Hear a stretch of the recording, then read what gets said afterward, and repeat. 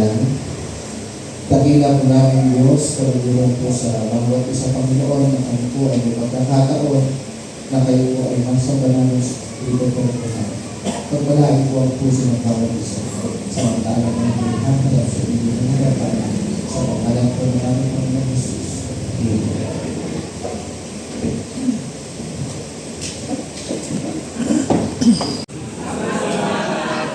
Nagutom ako dun sa kanto. Ano po? Okay. Salamat na marami sa napakagandang mensahe. Ano po?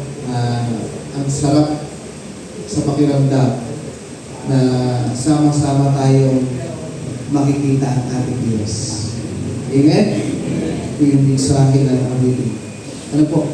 Ngayon pong umaga ito po ay ikatlong pagkakataon. Hindi ko alam kung nagsasawa na sa akin si Adrian o talagang no choice lang. Ano po? But first choice, salamat po na marami sa pagkakataon muli ng inyong lingkod ay makakapagsalita. Dapat sana last December. Kaya lang nagkaroon ng conflict. Kaya medyo nahiya tuloy ako bumalik. Ano po, kasi invite ako last December, nagkaroon lang ng conflict. Yun po. And let's pray. Tayo po muna lang. Dakila po namin Diyos sa oras na ito.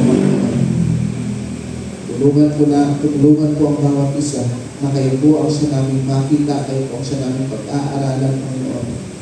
Pagpalain niyo po ang puso ng bawat isa. Samantalang kami po ay tatanggap ng inyong biyaya sa pangalan po ng aming Panginoon Jesus. Amen.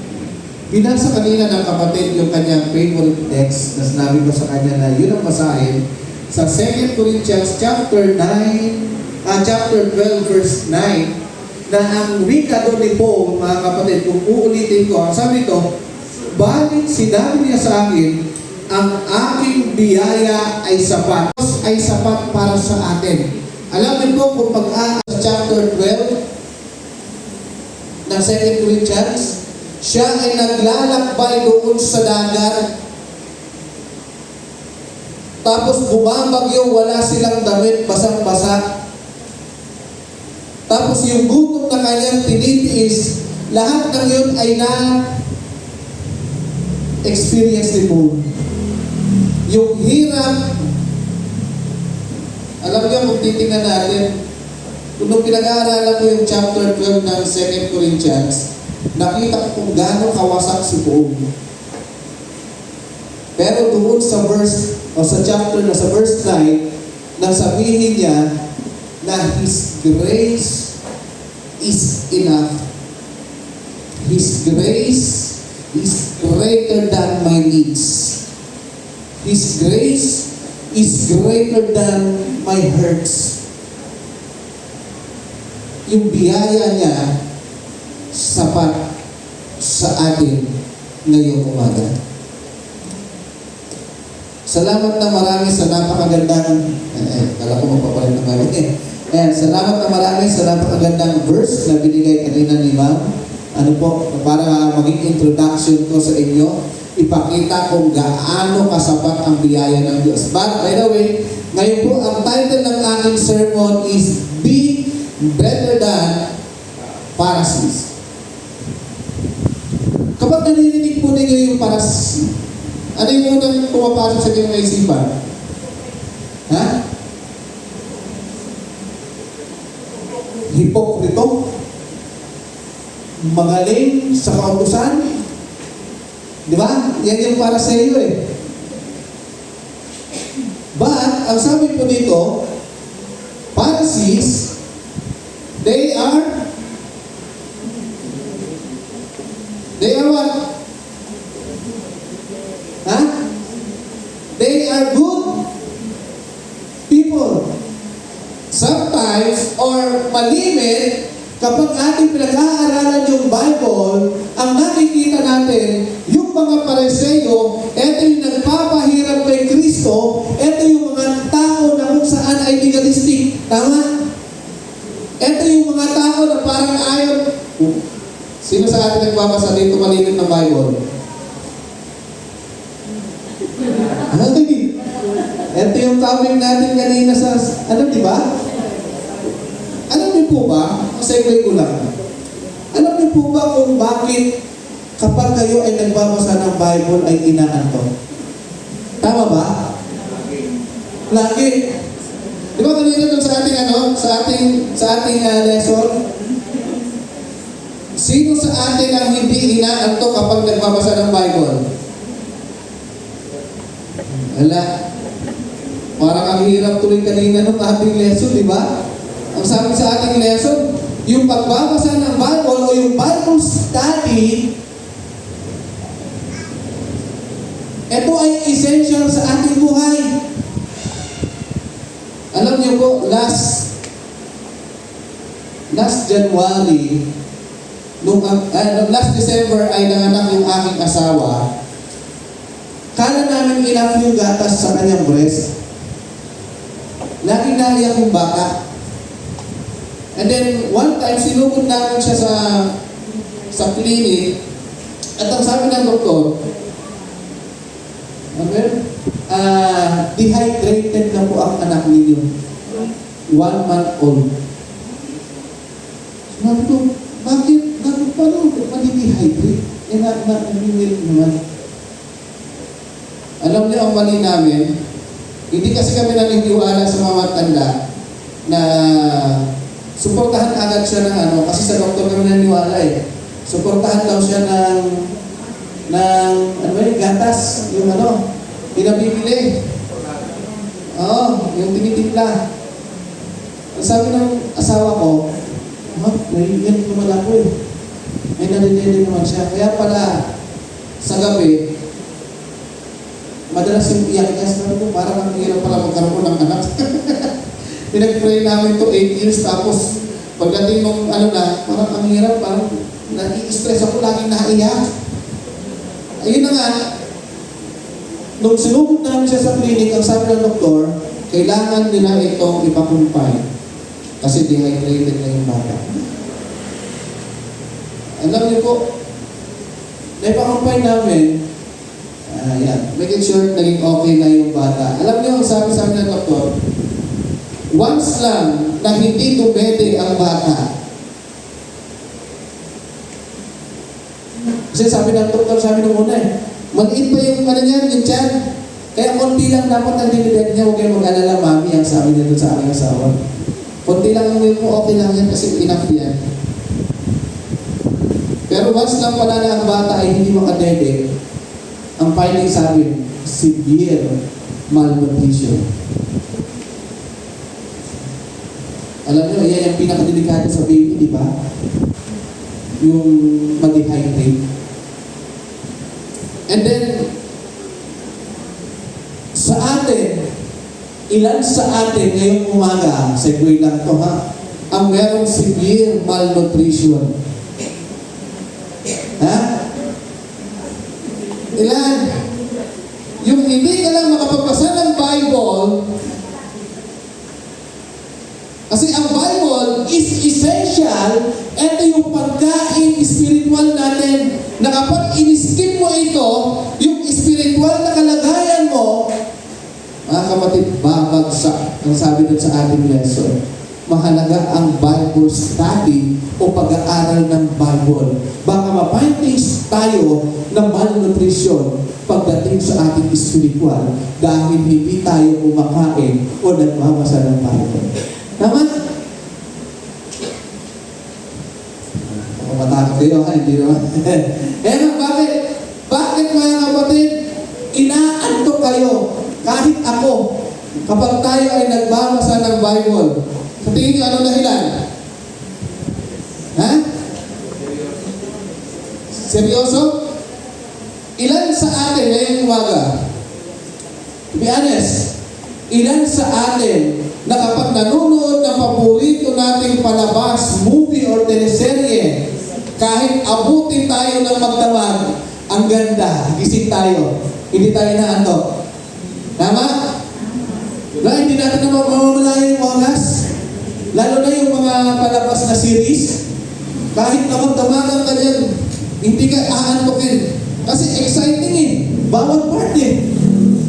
Yes, ito yung nawawala mga kapatid ko. Yung excitement sa pagbabasa ng Bible. Tama? Hindi natin inilalagay ang ating sarili na excited every time na babasahin natin ang Bible. At tandaan po natin mga kapatid, ang Bible, that is the story of Christ. From the book of Genesis to Revelation, dapat exciting tayo na basahin ang istorya ng buhay ng ating Panginoon Jesus. Amen? Kaya nyo amen, ayaw natin magbasa. Amen? Ano po? Next, dito tayo. Pharisees are good people. At ang sabi dyan, not only good, they are also best people. Oh. Kahit pala yung tingin natin kapag nagbabasa tayo ng Bible, nung pinahihirapan nila si Kristo, ang tingin ng iba, eto mga Pariseo, they are best among best. Bakit? Kaya, ano po? One, because they are lovers and protectors of the Bible. Yes. Mga kapatid, kung paano nila ibigin, kung paano nila i-care yung Bible, ganun na lamang. Tayo, ilan sa atin ang nakikare ng Bible? Ha? Pastor, makikisita nga yung bahay nila, baka na-i-care nila ng tama. Nandun sa mga aparador, hindi na alikabukan. Sobrang pakikare, hindi na nababasa. Ano po? They are lovers and protectors of the Bible. They are lovers of God's law. Yes. Imagine mga kapatid, they developed 1,521 oral rules for the Sabbath alone. Isa pa lang yun sa Ten Commandments. Sa Sabbath pa lang, 1,500 plus na batas ang kanilang ginawa para lang hindi nila malabag ang araw ng Sabbath.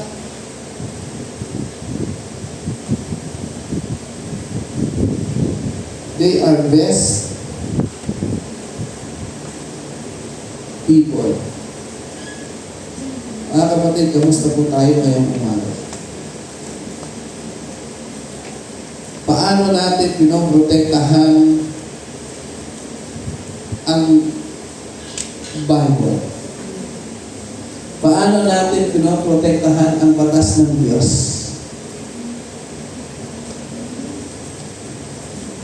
Gaano kahalaga sa buhay natin ang batas ng Diyos? Or sometimes, gusto natin gawin ang buhay Kristiyano ay buhay madali. Diba? Sorry to say, sabi nga ni Kuya Richard Thompson, bato-bato, ang tamaan, bukol. Ano po? Pero hindi ikaw, sabi ni Richard, hindi po ikaw yung pinapatamaan ko, ha? Yung katabi mo. Ano po? Sometimes, gusto natin madali lang. Even yung araw ng Sabat, ilan sa atin ang nagsimba kagabi dito? Amen. Ilan sa atin ang natulog maaga kahapon para magising ngayong umaga na maaga? O maaga natulog kahapon o gabi, pero tanghali nagising ngayong umaga. Ano po? Imagine, they develop 1,500 oral laws para lang maingatan nila yung araw ng Sabat. Gaano sila kabuti? They are also a missionary and evangelistic zeal.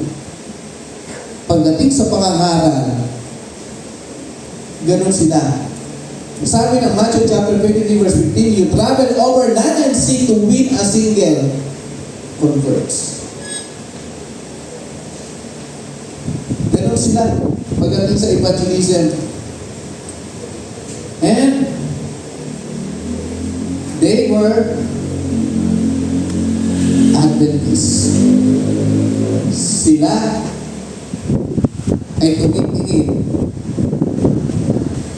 sa pagbabalik ng ating Diyos.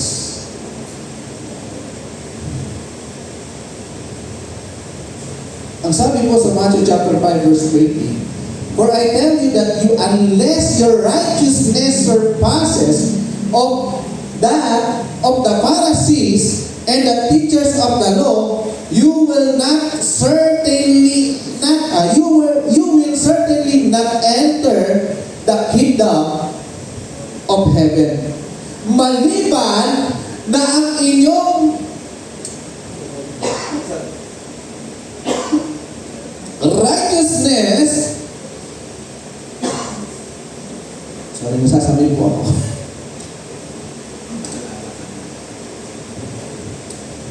Maliban na ang inyong righteousness ay humigit sa mga Pariseyo, ang sabi ng Bible, ang sabi ng Matthew, you will certainly not enter the kingdom of God. Basta po, mga kaibigan, what is the purpose kung bakit tayo nandito ngayon? Ano ang dahilan kung bakit ka nakaupo dyan? Para sambahin ang Diyos. Ano ba? Yung kinanta kanina ng special number para makita ang ating Diyos at makapasok sa kaharian ng langit. But, ang sabi ng Matthew, kung hindi hihigit ang inyong katuwiran sa katuwiran nila, hindi kayo makakapasok o hindi tayo makakapasok sa kaharian ng langit.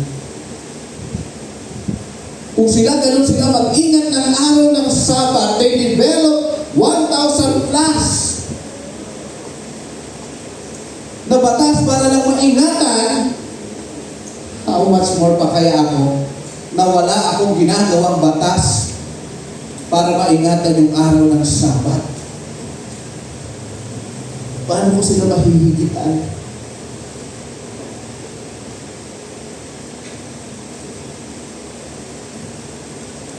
Sabi po, how could anyone strive harder or live for God more earnestly than these elite morals? Paano? Paano nga ba? Kung sila ganun, kung sila kahigpit, ganun sila kagaling sa pangangaral, paano po sila mahihigitan? O paano natin sila mahihigitan? Number one, ang sabi po, be clean from inside out. Ano yung number one? Be clean from inside out. Ang sabi po, sometimes sin came to be viewed generally as a specific act rather than as a condition of heart. Ganito tayo minsan, di ba? Tinitingnan natin yung sin. Nakikita natin yung sin bilang isang act. Ganun sila. Ganun yung mga Pariseyo na every time na ikaw ay gagawa ng mali, that is sin. No, mga kapatid. Sin is a condition of heart na kung saan yung pagiging makasalanan mo, yung sinabi ni David na ako ay pinaglihim sa pagiging makasalanan, yung nature of sin, mga kapatid, is not a license para gumawa pa tayo ng kasalanan. But rather, ang sabi po, nagpapakita lang na yung pagiging makasalanan mo ay kailangan mo ng Kristo. Tama? You have a condition. Ano yun? Ikaw ay makasalanan na kailangan mo ng Kristo. Na ikaw ay makasalanan na palaging nagkakamali at kailangan mo si Kristo. If sin defined as a series of action, the next logical step is to see righteousness as a series of behavior.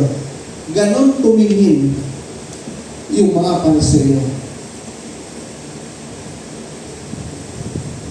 One who performed most good deeds inherit the Garden of Eden, and one who performed mostly transgression inherit Gehenna. Ang sabi doon sa kanilang Talmud. Ano po? Kaya ang sabi sa Matthew chapter 23 verse 25, woe to you, teachers of the law, sabi, teachers of the law and Pharisees, you hypocrites, you clean the outside of the cup and dish, but inside there are full of greed and self-indulge. Ganun pala sila. Magaling lang sila sa panglabas. They are good people. They are best people. They develop thousands of law para lang maipakita sa mga tao na sila ay okay. Sila ay mabuti. But yung panloob, ang sabi ko, full of greed and self-indulge. At ang sabi pa niyan, who to you, verse 27, inulit, teachers of the law and Pharisees, you hypocrites, you are like whitewashed tomb, which look beautiful in the outside, but in the inside they are full of bones and dead and everything unclean.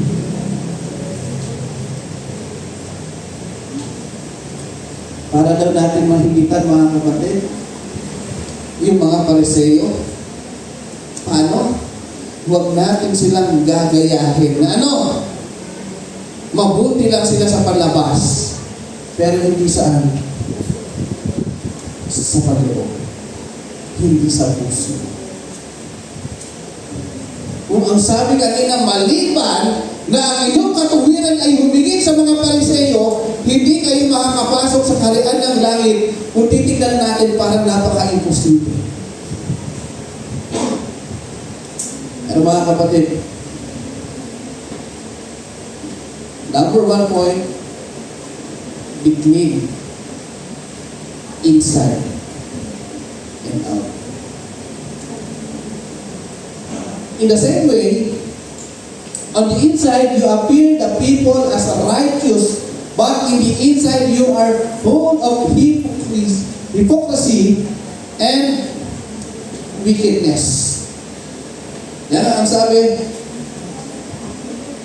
all of us become like what is unclean, and all righteousness are like filthiness.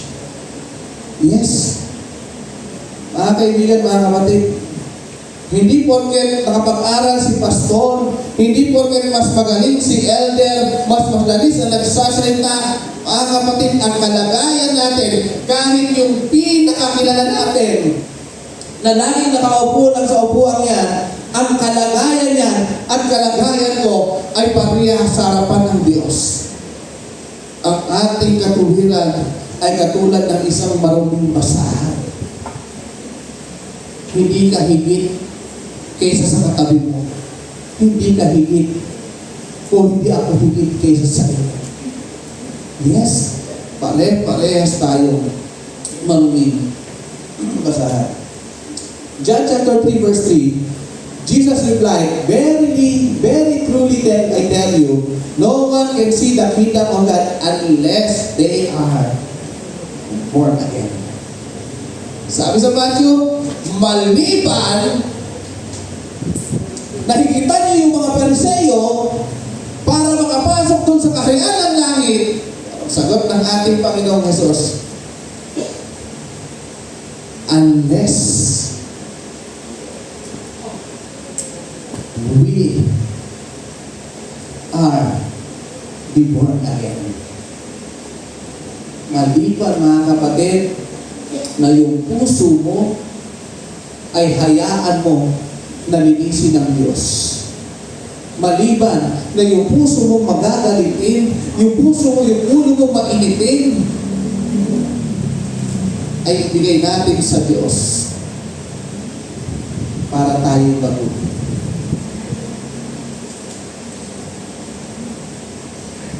Motion is not necessary life. Tandaan po natin.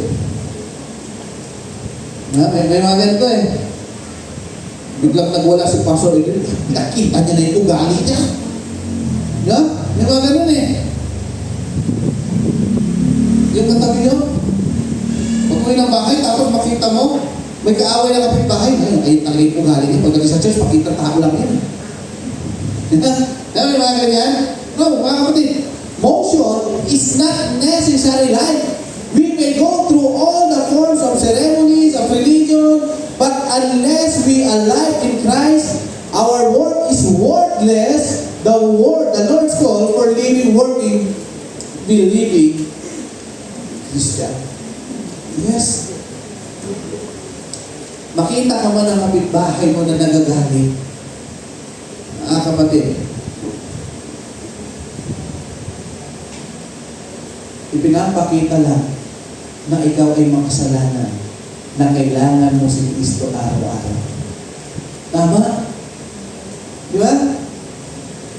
Mamaya, magkasalubong tayo sa mall, ha? Hindi niyo ako mapansin, tapos awayin niyo ako. Iintindihin ko. Kailangan mo ng Kristo. Vice versa. Halimbawa, napatin niyo kung pinagalitan ko kayo sa mall, intindihin niyo ako. Kailangan ko ng Kristo. Tama? Anong seremonya ang gawin natin, mga kapatid? Tulad ng binabanggit ni Mrs. Juan. Hindi iyan. Kundi yung puso natin, ibigay natin sa Diyos araw-araw. Kahit gaano ka sipag magsimba ng Miyerkules, Friday, Saturday, AY, kapag hindi nababago ang puso mo, hindi mo isinosurrender sa Diyos, para ka lang katulad ng mga Pariseo. Point, be clean inside and out. Number 2 point, see the best in people. Kung saan dyan, whenever anyone is more critical than positive, they provide evidence of parasitism. Minsan ganito eh. Pag-iisip naman. Meeting tayo. Bakit natin itutuloy yan? Wala tayong pera. Di ba? O magkakaroon tayo ng vacation Bible School. Mag-a-adjust. Next year na lang tayo. Walang pera, kulang yung budget ni Children Ministry. Oo. Diyan minsan may mga ganyan. Sorry ha. Bato-bato. Tamaan. Bukol. Hindi ikaw, hindi yung katabi mo. Sabi ni Richard Thompson. Alam ko, minsan pinapakita natin, ang galing natin. Ano po? Ang galing natin mag-isip para solusyonan yung mga ganitong bagay. But sometimes, ipinapakita lang na yung mga ganitong tao, they are critical rather than positive.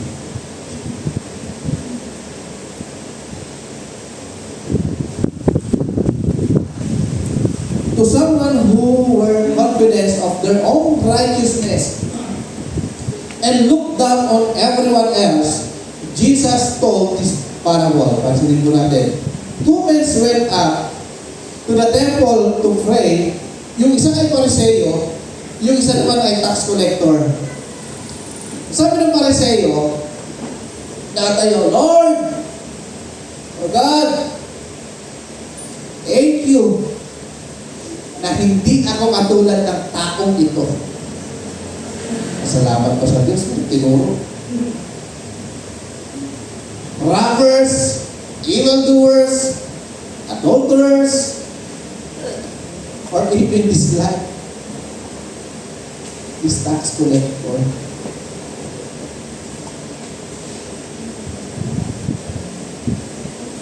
I fast twice a week. I fast. Ayuno ako. Hindi ako kumakain. Gutom na talaga ako ng pagkain eh. I fast twice a week and give a tenth of all I get. Galing ng parselyo, no? Sino dito ang hindi nagta-tithes? Mga kapatid, mahalaga ang tithes, ha? Ang tithes ay para sa Panginoon. So, sabi na ng Pariseo, nagbibigay ako.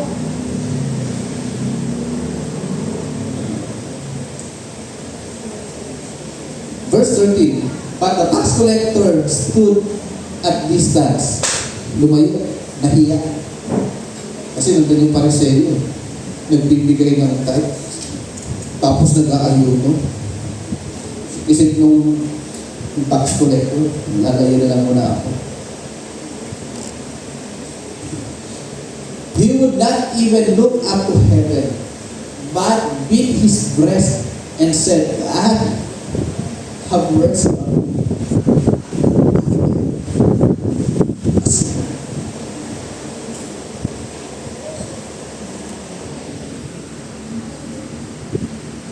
Lahat ng bagay ay inari kong kalugian alang-alang kay Kristo. Kasi yung biyaya ni Kristo, ang sabi sa talata kanina, sa chapter 12 verse 9, kasi yung biyaya ni Kristo ay sumasapat para sa atin. If I give all I possess to the poor and give over my bodies to hardship that I may boast, but I do not have love, I gain nothing. For I tell you, ang sabi ulit, unless, mga kapatid, na humigit ang inyong katuwiran sa katuwiran ng mga Pariseo o ang ating katuwiran sa katuwiran ng mga Pariseo, hindi tayo makakapasok sa kaharian ng langit. Paano hihigit? Number 1, ang sabi doon, be clean from inside out. Mahihigitan natin sila. Number 2, see best in people. And number 3, do everything in love. Sabi po, for I tell you, ulitin ko ang talata, unless your righteousness surpasses the one of that of the Pharisees, of the teachers of the law, you will certainly not enter the kingdom of God. Apart from the law and righteousness of God has been made known, the righteousness is given through faith in Jesus Christ, all who believe. Tandaan po natin mga kapatid, mga kaibigan, tanging si Kristo lang ang sasapat sa ating pangangailangan. Para humigit tayo sa kanila, si Kristo ang kailangan natin. Ito po ang aking dalangin. Happy Sabbath po sa bawat isa.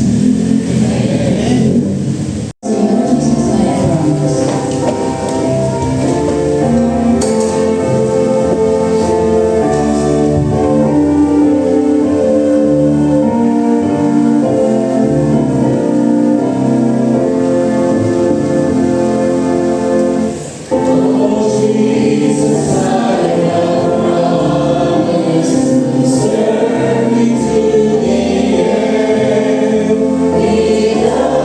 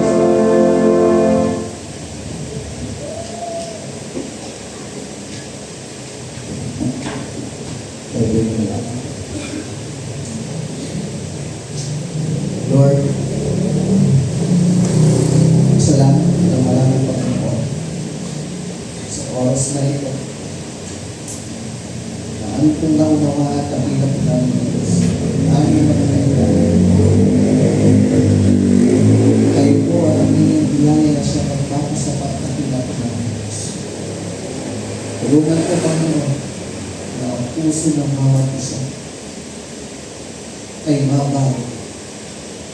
Tulad po ng panalangin ng aming David, please, Lord, create me your heart sa bawat isa.